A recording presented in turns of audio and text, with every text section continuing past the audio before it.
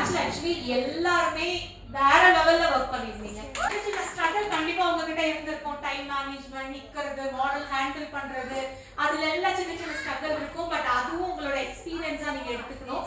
அதை தாண்டி எல்லாருமே வந்து அந்த ஒரு என்ன சொல்றது, ஒரு வெறியோட ஒர்க் பண்ணிருந்தீங்க. நல்லா பண்ணணும், நம்மளோட ஃபைனல் லுக் வந்து ஒருத்தரோட ஒருத்தர் போட்டி போட்டுட்டு ஃப்ரெண்ட்ஸா இருந்தா கூட போட்டி போட்டு உன்னை விட நான் நல்லா பண்ணணும், உன்னை விட நான் நல்லா பண்ணணும்னு அந்த காம்படிஷன் அவ்வளோ எனக்கு நல்லா தெரிஞ்சிச்சு.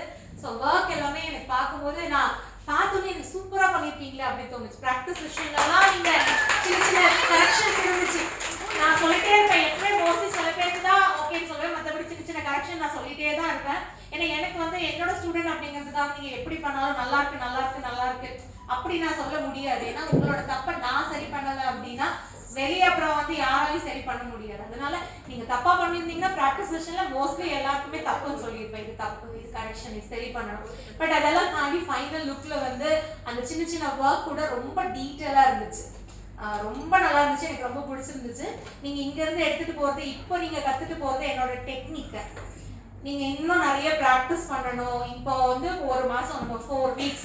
ஸோ அந்த 4 வீக்ஸ்ல எனக்கு என்னென்ன தெரியுமோ எல்லாமே நான் சொல்லி கொடுத்துருக்கேன். எதுவுமே மறைச்சு வைக்காம எனக்குன்னு ஒரு ட்ரிக், டெக்னிக், ப்ராடக்ட் அப்படியெல்லாம் எதுவுமே இல்லை. ஸோ நான் என்ன லேர்ன் பண்ணிருக்கணும், அது நீங்க இதுக்கு மேலதான் உங்களோட முழு எஃபோர்ட். இப்போ இங்க வந்து என்னோட ப்ரெஷர்ல நீங்க வேலை செஞ்சுட்டீங்க. டைமுக்கு வரணும், இதை பண்ணுங்க, அதை பண்ணுங்க, இதுல ப்ராக்டிஸ் பண்ணுங்க, அதை பண்ணுங்க, டைம் வேஸ்ட் பண்ணாதீங்க. ஸோ நம்ம என்ன பண்றோம்னா உங்களை கைட் பண்ணிக்கிட்டே இருக்கிறதுனால நீங்க அப்படியே இந்த ஒரு மாசம் பண்ணிட்டு வந்துட்டீங்க. இதுக்கு மேல யாருமே உங்களை கைட் பண்ண மாட்டாங்க. ஏன்னா உங்களுக்கு வந்து இதை பண்ண அதை பண்ணு சொல்றதுக்கு வந்து இந்த ஒர்க்ல யாரும் இல்லை, நீங்களா எஃபோர்ட் எடுத்து பண்ணாதான். இப்போ நம்ம ஒரு இடத்துல வேலைக்கு போறோம்னா நமக்கு ஒரு டார்கெட் இருக்கும் இது பண்ண. பட் உங்களுக்கு அப்படி நீங்க ஓன் பிசினஸ் பண்ண போறீங்க அப்படின்னா நீங்களே தான் உங்களுக்கான டார்கெட்டை வந்து நீங்க ஃபிக்ஸ் பண்ணிக்கணும். நான் இந்த மந்த்துக்குள்ள இவ்வளோ பண்ணணும், 2 மந்த்ஸ்ல இவ்வளோ பண்ணணும், 6 மந்த்ல இந்த லெவல் போகணும், 1 இயர்ல நான் இந்த லெவல் போகணுங்கிறத உங்களுக்கான டார்கெட் நீங்க தான் ஃபிக்ஸ் பண்ணிக்கணும். எவ்வளோ நமக்கு வந்து வேலை, எவ்வளோ டென்ஷன் எவ்வளோ இருந்தாலும் இந்த பிஸ்னஸ்க்குன்னு உண்டான நேரத்தை நீங்க ஒதுக்குனீங்கன்னா நீங்க இன்னும் இதுல வேற வேற லெவல்ல நீங்க வரலாம். எவ்வளோ காம்படிஷன் இருந்தாலும் நல்லா ஒர்க் பண்றவங்களுக்கு கண்டிப்பா ஆப்பர்ச்சுனிட்டி, டிமாண்ட் இருந்துகிட்டே தான் இருக்கு. ஓகேவா? சோ நீங்க வந்து உங்க ஒர்க்க வந்து அழகா கொண்டு வாங்க. நீங்க என்னதான் வந்து இங்க இவ்ளோ டெக்னிக் கத்துட்டு போனாலும் வீட்டுக்கு போயிட்டு 1 மாசம் 2 மாசம் கேப் விட்டுட்டீங்க அப்படின்னா நீங்க கத்துக்கிட்டதெல்லாம் பிரயோஜனம் கிடையாது. ஏன்னா ஒரு வேலையை நீங்க ரொம்ப வருஷமா பண்ணிட்டு ஒரு கேப் எடுத்தீங்கன்னா பிரச்சனை இல்லை. பட் புதுசா கத்துக்கிட்டு ஒரு கேப் விட்டுட்டீங்கன்னா சின்ன சின்ன விஷயங்கள் எல்லாமே மறந்து போயிடும். அப்புறம் திருப்பி அதுக்கு புதுசா கிளாஸ் போயிட்டு இருக்கணுங்கிறது இல்லை. ஸோ அதனால நீங்க போயிட்டு கேப் விடாம என்ன பண்ண முடியுமோ இதுலயே பண்ணிக்கிட்டே இருங்க.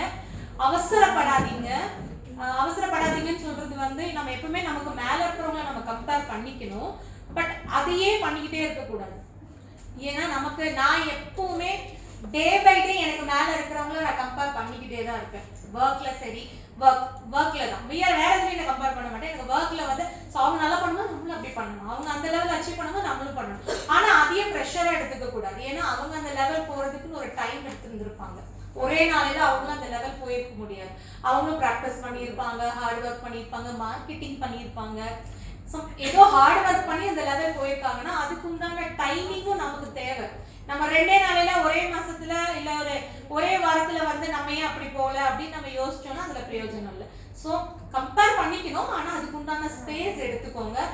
டென்ஷன் ஆகாதீங்க. ஐயோ அவங்களுக்கு ஆர்டர் வருது நமக்கு இல்லை. கண்டிப்பா வரும். எப்போ வரும்னா நீங்க உங்களோட எஃபோர்ட்டை போட்டுக்கிட்டே இருக்கணும். இதுல பிசினஸ் பொறுத்த வரைக்கும் எப்ப வேணாலும் கிளிக் ஆயிடும். அதே மாதிரி நம்ம கிட்ட இருக்கிற மைனஸை பத்தி நம்ம என்னைக்குமே பெருசா எடுத்துக்க கூடாது. இருக்கிற மைனஸ் அதை நீங்க வந்து பிசினஸ் பொறுத்த வரைக்கும் நீ சோஷியல் மீடியால உங்ககிட்ட எது பிளஸ்ஸா இருக்கோ அது நீங்க எது மைனஸா இருக்கோ அதை பிளஸ் ஆக்குனீங்கன்னா சீக்கிரம் ரீச் ஆயிடுவீங்க. அதை நீங்க தான் யோசிக்கணும். உங்ககிட்ட என்ன மைனஸ் இருக்குன்னு முதல்ல பாருங்க. என்னோட வாய்ஸ், என்னோட நான் பேசுற வே. மைனஸ்னா அது எப்படி சொல்றதுன்னா நீங்களா அப்படி நினைச்சுக்கிறது, அதுதான் உங்ககிட்ட யூனிக்கா இருக்கிற ஒரு விஷயமா இருக்கும். ஓகேவா? ஸோ இப்போ இவங்களோட வாய்ஸ் வந்து கொஞ்சம் யூனிக்கா இருக்குன்னு நினைக்கிறேன். மற்ற எல்லாரோட வாய்ஸை விட எனக்கு தெரிஞ்சு அவங்க பேசும்போது தனியா தெரியுது. அதெல்லாம் நீங்க நோட்டீஸ் பண்றீங்க. எல்லாரும் பேசும்போது கவனிக்கிறது இல்லைல்ல. அவங்க வாய்ஸ் கேட்டோன்னா எல்லாம் ஏன் நோட்டீஸ் பண்றீங்கன்னா அவங்க வாய்ஸ் ஏதோ யூனிக்கா தனியா இருக்கு. அப்போ அவங்க அதே வாய்ஸ்ல பேசும்போது எல்லாரோட அட்டென்ஷன் அங்க திரும்பும், அவங்கள கவனிப்பாங்க. ஓகேவா? சோ உங்களோட ஸ்லாங்ல ஒரு வித்தியாசம் இருக்கு அப்படின்னா அந்த ஸ்லாங்ல டிஃபரெண்டா நீங்க பேசும்போது எல்லாரோட அட்டென்ஷன் அங்க மாறும். உங்க ஒர்க்ல ஒரு வித்தியாசம் இருந்துச்சு அப்படின்னா எல்லாரும் பண்ற மாதிரி இல்லாம உங்க ஒர்க்ல ஏதாவது தனியா தெரிஞ்சிச்சுன்னா எல்லாரோட கவனம் அங்க ஈர்க்கப்படும். ஸோ அப்போ உங்ககிட்ட மற்றவங்க கிட்ட இல்லாத விஷயம் என்ன இருக்குதுன்னு முதல்ல நீங்க கண்டுபிடிங்க. அது எதுவா வேணாலும் இருக்கலாம். அதை நீங்க பிளஸ்ஸா மாத்தி நீங்க ஒர்க் பண்ண ஆரம்பிச்சீங்கன்னா சோஷியல் மீடியால, எஸ்பெஷலி சோஷியல் மீடியால சீக்கிரமா நீங்க வந்து மற்றவங்களால கவனிக்கப்படுவீங்க. மற்றவங்களால கவனிக்கப்பட்டீங்கனாலே உங்க பிசினஸ் ஈஸியா உங்களால டெவலப் பண்ண முடியும். எதுக்காக சோஷியல் மீடியா? மற்றவங்களோட கவனத்தை நம்ம பக்கம் திருப்புறதுக்கு தான், இல்லையா? ஸோ திருப்பும் போது நம்மளோட பிசினஸ் கவனிப்பாங்க, நம்மளோட ஒர்க் கவனிப்பாங்க, இப்போ நமக்கு ஆர்டர்ஸ் கிடைக்கும். ஸோ அப்போ நீங்க வந்து அதை நல்லா யோசிச்சு ஒர்க் பண்ணுங்க. சும்மா எல்லாரும் பண்றாங்க நானும் அதே பண்றேன்னு பண்ணீங்கன்னா எல்லாரும் அவ்வளோ அந்த அளவுக்கு உங்களை கவனிக்க மாட்டாங்க, எல்லாம் தள்ளி விட்டுட்டு போயிட்டே இருப்பாங்க. ஸோ